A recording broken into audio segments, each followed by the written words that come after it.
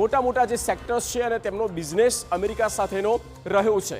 પણ હવે આપણે આ એક ગ્રાફ બતાવી દઈએ કે દુનિયામાં અમેરિકાનો જે ટેરિફ છે કયા દેશ સાથે કેટલો છે।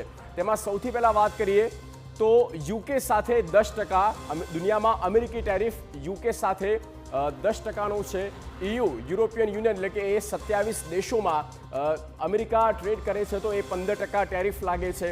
ભારતની સાથે આ આંકડો ઘટ્યો છે અને તે હવે 18% થઈ ગયો છે। ત્યારબાદ વાત કરીએ અનેક એશિયા દેશોની વાત કરવામાં આવે તો પાકિસ્તાન છે તેમાં 19%નો છે।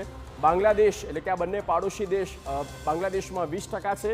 ચીનમાં 37% જે સૌથી વધુ છે અને એનો જ ફાયદો લાગે છે ભારતને હવે મળવા જઈ રહ્યો છે, કારણ કે ચીનનું જે પ્રોડક્શન છે તેના પર ચોક્કસ અસર થશે જો એ આખું જે ટાર્ગેટ ઓડિયન્સ છે તે ભારત તરફ પલટાય છે તો, કારણ કે ટેરિફ રેટ અહીંયા ઘટી ગયો છે।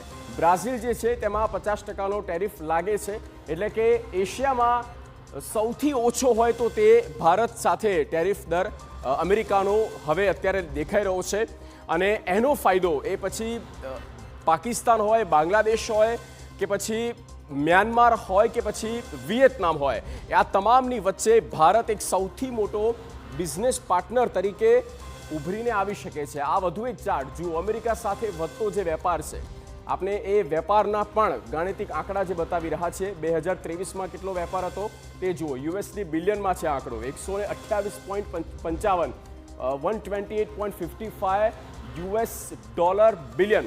2024 મેં આપણે હમણાં પણ કહ્યું કે આંકડો વધતો જાય છે અને અહીંયા થોડોક અહીંયા આંકડો ઘટ્યો છે। 2024માં 119.70 યુએસડી થયો છે।